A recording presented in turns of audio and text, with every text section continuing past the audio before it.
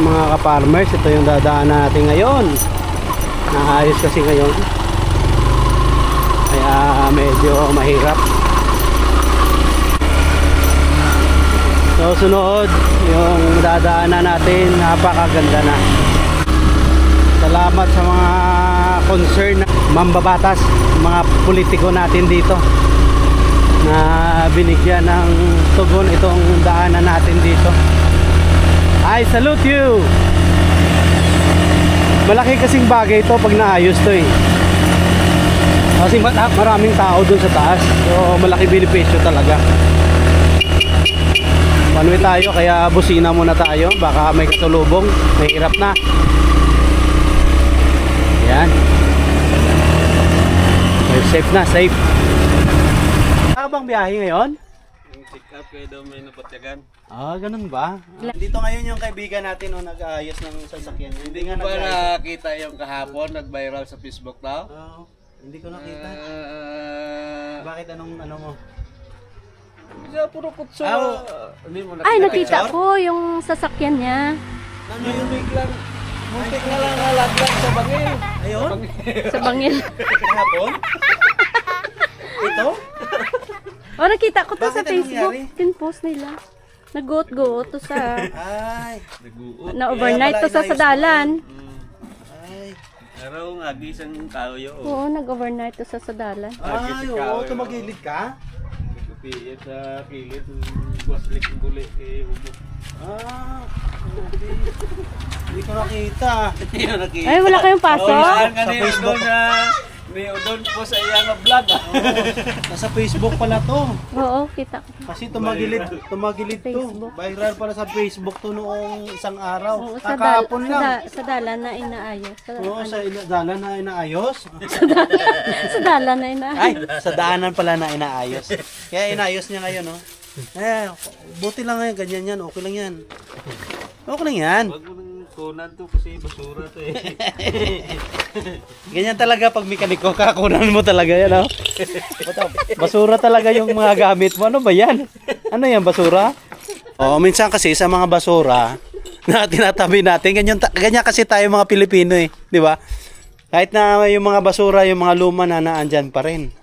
Tinatabi pa rin natin, di ba? Uwi nang mga margosa. Pero may napupulot pa tayo doon, magagamit pa natin, di ba? Nakakatulong pa yung mga basura minsan, no?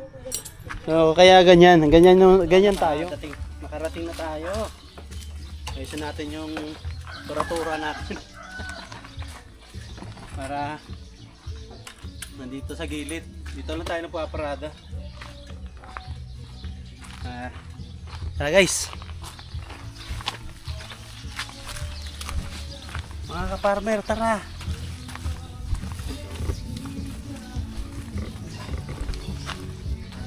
Mga ka-farmers, ito na po yung organic natin na ilalagay natin dun sa mga plat natin.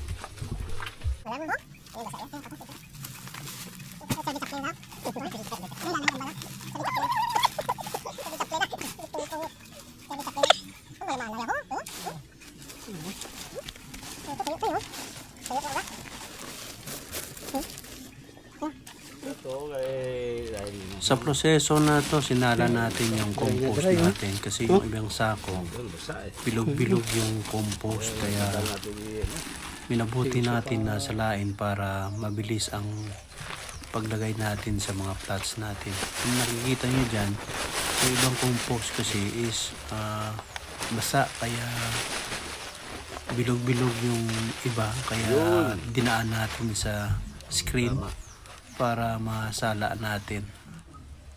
Ayan, nilagay na natin sa sako. Pero yung sako natin dyan, hindi na natin pinuno kasi mabigat pag pinuno natin. Mahirap pag akyat doon dahil yung pagtatamna natin is aakyat pa kasi tayo. So kung makikita nyo dyan, hindi na natin pinuno yung sako natin dyan. Kasi sobrang bigat pag inakyat natin yung isang sako, kaya dyan na natin ginawa sa baba. Ready na ba? Naka-ready na. Bali, 3 sako pala yung ginawa natin dyan. So, abangan nyo yung sunod natin na video kung paano natin inilagay doon sa mga plots. Lahat. Ngayon, eto na, maglalagay na tayo ng compost natin dito sa, ayan o, sa plots, mga plots natin. Ito yung compost natin, oh. Ayan.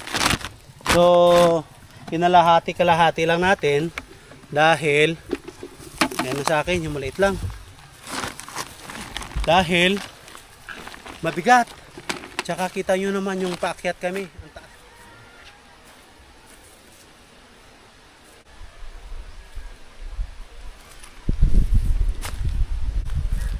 Pag-akyat, may nakalimutan sa baba. Bumalik si Master dahil may nakalimutan. Patay ka na sa akyat, pasakyat, baba pa. Ulik pa dahil may nakalimutan ka.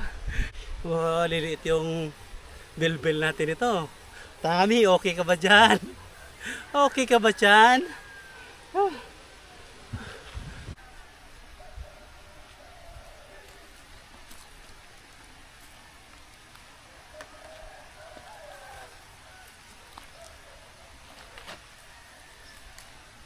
Bali, maglalagay tayo ng compost dito sa ibabaw para madagdagan ang taba ng ano natin. Dami ano. Cut, hindi ma. Dito ako. Dapat dito eh. Yan. Pababa.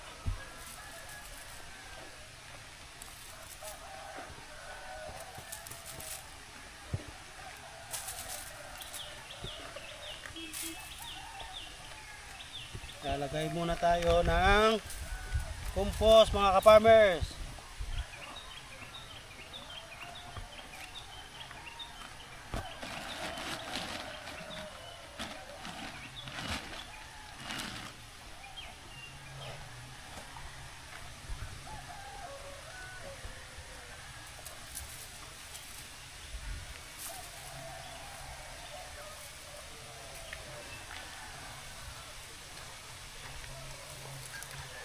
Kita mo si Boy.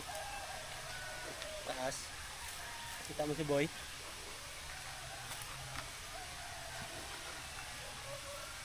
Ito mga farmers, lahat ng